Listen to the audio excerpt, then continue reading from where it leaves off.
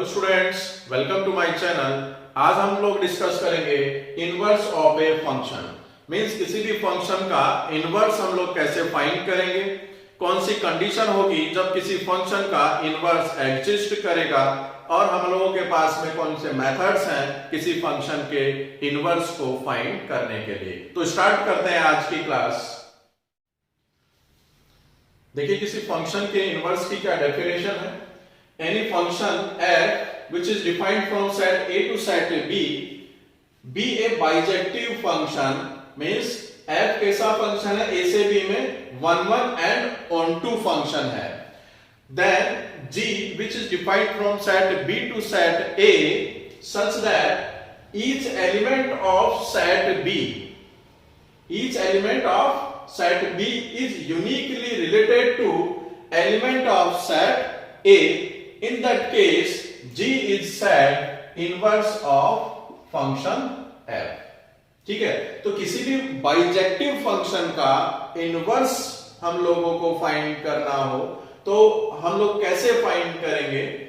तो सबसे पहली चीज ये ध्यान रखनी है, किसी भी फंक्शन का इनवर्स तभी एग्जिस्ट करेगा जब वो फंक्शन कैसा हो, बाइजेक्टिव। मींस 1 1 onto फंक्शन होना जरूरी है। और उसका इनवर्स हम लोग कैसे डिफाइन करते हैं, एक मैपिंग से हम लोग इसको समझते हैं। Set A and set B are given and this function f is defined from set A to set B। Let the element of set A are 1 2 3 and the elements of set B are A B C and this function f is 1 1 and onto means every element of set A has unique image in B and every element of set B has pre-image। तो 1 1 onto की condition है, एक element एक से ही relate होना चाहिए और B के अंदर कोई एलिमेंट स्किप नहीं होना चाहिए। सारे के सारे जो एलिमेंट है B के उनकी प्री इमेज एग्जिस्ट करनी चाहिए। तो ये कैसा फंक्शन हो गया, 1 1 onto फंक्शन। तो इनवर्स इसका कैसे डिफाइन करेंगे, इसका एक और फंक्शन हम लोग डिफाइन करते हैं g, जो कि b से a में हो रहा है डिफाइन। b के एलिमेंट है a b c 1 2 3। तो ये जो मेरे पास जो फंक्शन g है उसके अंदर क्या है, b के जितने भी एलिमेंट है, each element of b is uniquely related to element of set a। तो this definition, according to this definition, a किससे रिलेट हो रहा है, 1 a से रिलेट हो रहा है, तो a किससे होगा, 1 से, b 2 से और c 3 से। तो ये जो मेरे पास g फंक्शन आया है इसी को हम लोग बोलते हैं इनवर्स ऑफ f। और इनवर्स फंक्शन को हम लोग डिनोट कैसे करते हैं, inverse of any function f, inverse of any function f is denoted by f inverse. किसी भी फंक्शन f के इनवर्स को डिनोट करने का तरीका है f इनवर्स से हम लोग उसको डिनोट करेंगे। तो इस तरीके से हम लोग किसी भी फंक्शन का इनवर्स डिफाइन कर सकते हैं। यदि कोई फंक्शन f बाइजेक्टिव a से b में डिफाइन हो रहा है तो उसका इनवर्स फंक्शन होगा वो b से a में डिफाइन होगा, तो वो फंक्शन क्या होगा, इन्वर्टिबल फंक्शन होगा। तो हम लोग आगे हम लोग चेक करते हैं कि जब फंक्शन बाइजेक्टिव नहीं हो तो उसका इनवर्स एग्जिस्ट क्यों नहीं करता है। देखिए यदि फंक्शन बाइजेक्टिव नहीं है तो उसका इनवर्स एग्जिस्ट क्यों नहीं करता है वो डिस्कस करते हैं। यहां पर इन्वर्टिबिलिटी चेक कर रहे हैं हम लोग किसी भी फंक्शन की।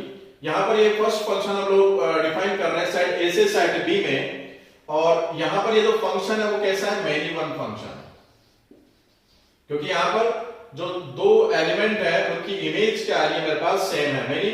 Many elements are there which has a single image. तो इस टाइप के फंक्शन को हम लोग बोलते हैं मेनी वन फंक्शन।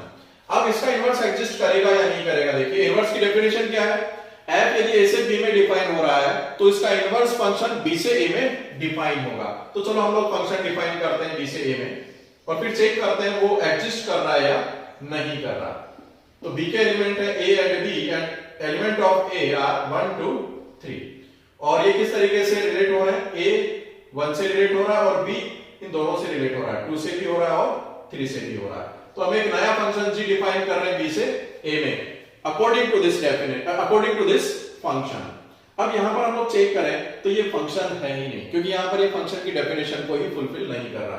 फंक्शन की डेफिनेशन क्या कहती है? यदि कोई फंक्शन b से a में, कोई रिलेशन b से a में फंक्शन होगा यदि b के सारे एलिमेंट इस सेट के एलिमेंट से यूनिकली रिलेट करें। यूनिक का मतलब क्या होगा? a का रिलेशन 1 से ही होना चाहिए, तो a का रिलेशन 1 से आ रहा है, b का रिलेशन यहां पर देखो 2 से भी हो रहा है और 3 से भी, तो इसका मतलब इस एलिमेंट का जो रिलेशन है वो a में यूनिक नहीं है। इसका मतलब ये फंक्शन की जो डेफिनेशन है उसको फुलफिल नहीं कर रहा। तो ये जो फंक्शन है, ये जो मेरे पास एक g फंक्शन है, एक्चुअल में वो फंक्शन ही नहीं है अकॉर्डिंग टू डेफिनेशन। तो इस केस में हम लोग इस फंक्शन f के लिए उसका इनवर्स हम लोग डिफाइन नहीं कर सकते, कारण क्योंकि ये कैसा फंक्शन है? Many one. अब यहां पर एक और केस लेते हैं हम लोग, इनटू का केस लेते हैं, यानी फंक्शन ऑनटू नहीं है। ऑनटू नहीं है इसका मतलब b के अंदर कुछ एलिमेंट ऐसे होंगे जिनकी प्री इमेज यहां पर एग्जिस्ट नहीं करेगी। तो d है यहां पर, इसका प्री इमेज एग्जिस्ट नहीं करेगी। ये 1 1 तो है लेकिन ऑनटू नहीं है। तो हम लोग इसका इनवर्स डिफाइन करते हैं। इनवर्स क्या होगा? b से a में होगा। Let any function g is defined from set b to set a। तो किस तरीके से होगा वो हम लोग मैपिंग से देखते हैं। ये एलिमेंट्स है सेट के, a का रिलेशन होगा 1 से, b किससे रिलेट होगा 2 से, c किससे रिलेट होगा 3 से, और d किसी से रिलेट ही नहीं होगा। तो इसका मतलब क्या हो गया? यहां पर देखिए फंक्शन की डेफिनेशन क्या होनी चाहिए? b से a में कोई रिलेशन फंक्शन कब होगा? जब b के सारे एलिमेंट होंगे उनकी इमेज आए मेरे पास। तो यहां पर एक एलिमेंट छूट रहा है जिसकी इमेज ही नहीं आ रही, इसका मतलब ये भी फंक्शन नहीं होगा।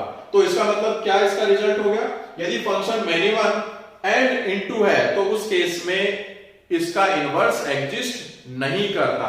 तो इन्वर्टिबिलिटी के लिए, किसी भी फंक्शन के इनवर्स के लिए फंक्शन का बाइजेक्टिव होना बहुत जरूरी है, और बाइजेक्टिव होना चाहिए। तो इसका मतलब क्या हो गया मेरे पास?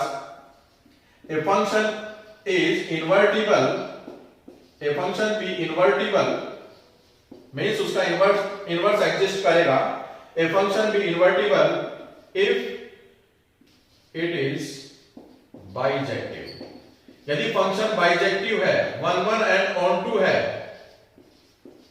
तो उसी केस में मेरे पास उसका इनवर्स एग्जिस्ट करेगा, अदरवाइज एग्जिस्ट नहीं करेगा। तो जब भी हम लोग किसी फंक्शन का इनवर्स डिफाइन करते हैं तो उसके लिए सबसे पहले कंडीशन हम लोग ये चेक करते हैं कि फंक्शन बाइजेक्टिव है या नहीं है। तो हम लोग कुछ एग्जांपल से देखते हैं कि हम लोग किसी फंक्शन का, देखिए एग्जांपल से हम लोग समझते हैं किसी भी फंक्शन का इनवर्स हम लोग कैसे फाइंड करेंगे। यहां पर कोई फंक्शन दे रखा है f a से b में डिफाइन हो रहा है and these sets are a equals to 1 2 3 and b equals to 2 4 6 and this function is defined as fx equals to 2x, then find f inverse if exists। तो सबसे पहले हम लोग फंक्शन f को डिफाइन करते हैं। f देखिए जब x की वैल्यू 1 रखेंगे तो 1 का किससे रिलेशन आएगा? 2 से, क्योंकि x की वैल्यू 1 रखने पर fx कितना आ रहा है? 2, तो 1 की 2 से 2 का रिलेशन किससे आएगा? जब x की वैल्यू 2 रखेंगे तो क्या आएगा? 4, तो 2 इज रिलेटेड टू 4 एंड जब x की वैल्यू 3 रखेंगे तो उसकी वैल्यू आएगी 6। ठीक है, तो ये ऑर्डर्ड पेयर में दे रखा है फंक्शन मेरे को। यहां पर f की वैल्यू आ गई मेरे पास। अब इसका इनवर्स क्या होगा? f इनवर्स क्या होगा? b से a में डिफाइन होगा, यानी ये जो मेरे पास ऑर्डर्ड पेयर आए हैं इनके ऑर्डर को हम लोग चेंज कर देंगे तो मेरे पास ये जो फंक्शन आएगा वो कैसा होगा? Inverse of this function. देखिए मैपिंग से देखते हैं एक बार और इसको और भी क्लियर होगा। Set A and set B 1 2 3 and B has 2 4 6 और ये फंक्शन f दे रखा है which is equals to 2x, तो 1 2 से रिलेट होगा, 2 4 से होगा और 3 6 से होगा। तो 1 2 2 4 एंड 3 6। तो इसका जो इनवर्स है जिसको हम लोग b से a में डिफाइन करेंगे तो वो कैसे होगा? फिर अब 2 का 1 से होगा, 4 2 से रिलेट होगा, 6 3 से, तो ये ऑर्डर्ड पेयर आएंगे। तो जब भी मेरे को फंक्शन ऑर्डर्ड पेयर की फॉर्म में दे रखा हो तो हमें करना क्या है? उसका इनवर्स फाइंड करने के लिए जो ऑर्डर्ड पेयर है उनके ऑर्डर को चेंज कर देंगे तो मेरे पास क्या मिलेगा? Inverse of this function. अब यहां पर देखिए दो कंक्लूजन आ रहे हैं मेरे पास। जो f का जो डोमेन है, f का डोमेन क्या है? 1 2 3 और इसकी रेंज क्या है? 2 4 6। अब इसके इनवर्स फंक्शन की बात करें तो इनवर्स फंक्शन में ये जो मेरे पास रेंज है वो डोमेन हो जाएगी और ये जो डोमेन है वो इनवर्स फंक्शन की रेंज हो जाएगी। तो यहां पर क्या लिख सकते हैं हम लोग, domain of f equals to range of inverse of f and range of f equals to domain of f inverse. यानी इनकी रेंज और डोमेन आपस में इंटरचेंज हो जाते हैं जब भी हम लोग इनवर्स फंक्शन डिफाइन करते हैं। तो इस तरीके से हम लोग ऑर्डर्ड पेयर की फॉर्म में यदि फंक्शन गिवन है तो उसका इनवर्स फाइंड कर सकते हैं। यदि इन जनरल मेरे को सेट बिल्डर फॉर्म में फंक्शन डिफाइन है तो हम लोग उसके लिए इनवर्स कैसे फाइंड करेंगे। तो क्योंकि यहां तो क्या है मेरे पास लिमिटेड एलिमेंट्स है, लिमिटेड ऑर्डर्ड पेयर्स है, तो हम ऑर्डर्ड पेयर के ऑर्डर को चेंज करके उसका इनवर्स फाइंड कर सकते हैं। यदि मेरे पास सेट बिल्डर फॉर्म में फंक्शन की डेफिनेशन दे रखी है, फंक्शन दे रखा है, तो उसका इनवर्स कैसे फाइंड करेंगे। देखिए यदि फंक्शन मेरे पास ऑर्डर्ड पेयर की फॉर्म में नहीं है तो उस केस में उसका इनवर्स कैसे फाइंड करेंगे। तो उसके लिए एक एल्गोरिथम है, जो फंक्शन गिवन है उसके इक्वल हम लोग y पुट करेंगे, देन हम लोग क्या करेंगे, इस fx इक्वल्स टू y इसको सिंपलीफाई करेंगे और x की जो वैल्यू है वो y की टर्म में हम लोग फाइंड करेंगे एंड फाइनली x को हम लोग f इनवर्स y से रिप्लेस कर देंगे। तो ये जो फंक्शन आ रहा है यही क्या होगा, f का इनवर्स होगा और फिर उसके बाद में हम लोग वेरिएबल को चेंज कर सकते हैं। एक एग्जांपल हम लोग देखते हैं। देखिए for example any function fx equals to x cube plus 3 is defined and this function f is defined from r to r और हमें इसका इनवर्स फाइंड करना है। तो देखिए अकॉर्डिंग टू दिस एल्गोरिथम ये जो फंक्शन दे रखा है x क्यूब प्लस 3 इसको हम लोग क्या करेंगे, y के इक्वल पुट करेंगे, ठीक है। देन अब क्या करेंगे हम लोग, x की जो वैल्यू है वो y की टर्म में फाइंड करेंगे, यानी x को एक तरफ रखेंगे और जितने भी टर्म्स हैं उनको हम लोग दूसरी साइड में लेके चले जाएंगे। तो यहां पर देखो x की टर्म को एक तरफ रखते हैं तो यहां पर x क्यूब है, देन y माइनस 3, x की वैल्यू हमें चाहिए तो हम लोग क्या लेंगे, दोनों साइड क्यूब रूट ले लेंगे। तो x की वैल्यू क्या हो जाएगी मेरे पास, y minus 3 raise to power 1/3। Then finally देखिए x की जो वैल्यू है वो y की टर्म में आ गई मेरे पास और x की जगह हम लोग क्या करेंगे, f इनवर्स y रिप्लेस कर देंगे। Then f inverse y equals to क्या हो गया, y minus 3 raise to power 1/3। अब चाहे तो हम लोग y की जगह x की कुछ भी वेरिएबल यहां पर रिप्लेस कर सकते हैं, क्योंकि देखिए फंक्शन क्या होता है, जैसे मान लो fx equals to x plus 2 है तो x की जगह हम लोग नया वेरिएबल भी ले सकते हैं। तो इसको हम लोग इसको चेंज करें तो हम लोग इसको ऐसे भी लिख सकते हैं f equals to t plus 2। तो फंक्शन में कोई चेंजेस नहीं आएगा, बस वेरिएबल का जो नोटेशन है वो चेंज हो रहा है। तो हम लोग क्या कर सकते हैं, y की जगह x की रिप्लेस कर देंगे तो फाइनली f इनवर्स x क्या हो जाएगा मेरे पास, x minus 3 raise to power 1/3। तो ये जो फंक्शन fx दे रखा है x क्यूब प्लस 3 उसका इनवर्स क्या होगा मेरे पास, x minus 3 raise to power 1/3। तो इस तरीके से हम लोग किसी भी फंक्शन का इनवर्स फाइंड कर सकते हैं। लेकिन जब भी इनवर्स फाइंड करेंगे तो उसके लिए हम लोगों को ये चेक कर लेना है ये जो फंक्शन है वो बाइजेक्टिव है या नहीं है। यदि बाइजेक्टिव है तो फिर हम लोग इस प्रोसीजर से इसका इनवर्स फाइंड कर सकते हैं। और हम लोग एग्जांपल देखते हैं इससे रिलेटेड।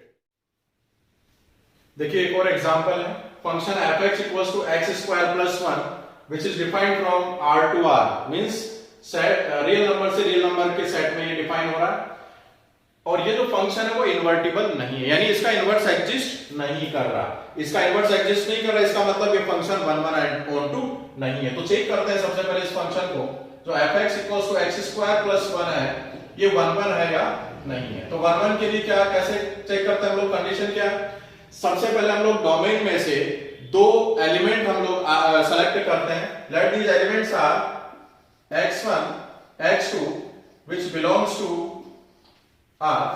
डोमेन में से हम लोगों ने दो एलिमेंट ले लिए x1 x2।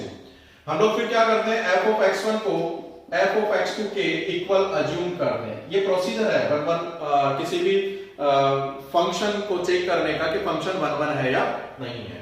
तो हम लोगों ने अज्यूम कर लिया।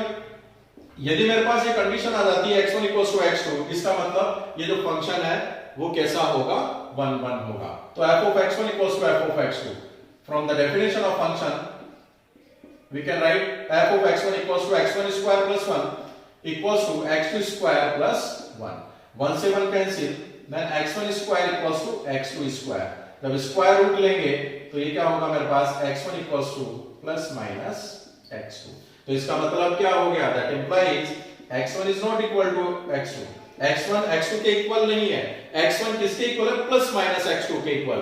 देखिए यहां से देखिए, यदि x की वैल्यू 1 रखेंगे तो y की वैल्यू क्या आएगी? 2.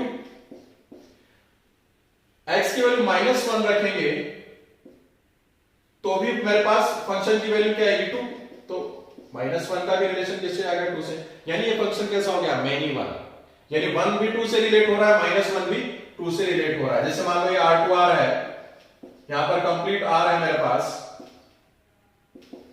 तो ये 1 भी 2 से रिलेट होगा और -1 भी 2 से रिलेट हो गया. तो ये कैसा फंक्शन है? मेनी 1. और मेनी 1 फंक्शन का इनवर्स एग्जिस्ट नहीं करता. तो हम लोग क्या बोलेंगे? This function is not invertible because it is many 1 function. देखिए नेक्स्ट एग्जांपल है जिसमें फंक्शन तो यही दे रखा है मेरे को, लेकिन इसकी डोमेन और रेंज इसने चेंज कर दिए. तो ये क्या कर रहा है? इस फंक्शन, ये जो फंक्शन दे रखा है x स्क्वायर प्लस 1, इस डोमेन और रेंज के अंदर इन्वर्टिबल है. यदि इन्वर्टिबल है तो उसका इनवर्स फाइंड करना है. तो सबसे पहले हम लोग ये चेक करते हैं ये इन्वर्टिबल है या नहीं है. तो इन्वर्टिबिलिटी के लिए हम लोगों को चेक करना है ये फंक्शन 1 1 है या नहीं है. तो 1 1 के लिए जो कंडीशन है, late x1 x2 belongs to R plus, दो मैंने एलिमेंट लिए x1 x2 which belongs to R plus and f of x1 equals to f of x2 assume किया है मैंने. तो according to this definition f of x1 की value क्या होगी? x1 square plus 1. f of x2 क्या होगा? x2 square plus 1. 1 से 1 cancel, x1 equals to x2 square. That implies x1 equals to only x2. क्योंकि यहां माइनस नहीं होगा. माइनस क्यों नहीं होगा? Because x1 x2 belongs to R plus. मेरे को x1 और x2 की पॉजिटिव रियल वैल्यू ही कंसीडर करनी. तो इसका मतलब x1 इक्वल्स टू x2 आ गया. इसका मतलब ये जो फंक्शन है वो कैसा है? 1 1 फंक्शन. अब इसके लिए ऑन टू चेक करते हैं कि ये फंक्शन ऑन टू है या नहीं है. तो ऑन टू के लिए हम लोगों को क्या चेक करना है? इस फंक्शन की जो रेंज है इसके कोडोमेन के इक्वल होनी चाहिए. तो इस फंक्शन की हम लोग रेंज पता करते हैं. तो रेंज के लिए क्या प्रोसीजर होता है? x square plus 1 equals to y. Range का मतलब होता है इस फंक्शन की कौन कौन सी वैल्यू एग्जिस्ट करेगी, जो उनका सेट होगा उसी को हम लोग क्या बोलते हैं? रेंज. तो हम लोग y की वैल्यू कंसीडर करते हैं कि भाई y की वैल्यू कौन कौन सी हो सकती है. तो y के लिए सॉल्व करें तो x स्क्वायर इक्वल्स टू क्या होगा? यहां से y माइनस 1. x की वैल्यू क्या होगी? यहां से plus minus root of y minus 1. तो x कब डिफाइन होगा? x की वैल्यू क्या पॉजिटिव है. और ये कब डिफाइन होगा? जब y की वैल्यू क्या हो? ग्रेटर देन 1 हो. मींस ग्रेटर देन और इक्वल टू 1. तो इसकी जो रेंज है, y की जो वैल्यू है वो क्या आएगी? 1 से लेकर इनफाइनाइट हो सकती है. y belongs to 1 to infinite. तो हम देखें तो इसकी रेंज क्या है? 1 टू इनफाइनाइट. और इसकी रेंज क्या है मेरे पास? कोडोमेन या रेंज क्या है इसकी? 1 रेज़ टू पावर इनफाइनाइट. ये दोनों सेम है. इसका मतलब जितने भी मेरे पास ये एलिमेंट होंगे उनकी प्री इमेज एग्जिस्ट करेगी. तो ये जो फंक्शन है fx equals to x square plus 1, ये कैसा फंक्शन है? बाइजेक्टिव फंक्शन है और इसका इनवर्स एग्जिस्ट करेगा इस डोमेन में और इस कोडोमेन और रेंज में. अब इसका इनवर्स कैसे फाइंड करते हैं? वैसे तो हम लोग यहां पर फाइंड कर चुके हैं, लेकिन जो प्रोसीजर है वो क्या है? fx को y के इक्वल पुट करें, देन x की वैल्यू को हम लोग क्या करेंगे? y की फॉर्म में. तो x को एक तरफ रखेंगे और बाकी की टर्म को दूसरी तरफ लेके चले जाएंगे. x की वैल्यू क्या होगी मेरे पास?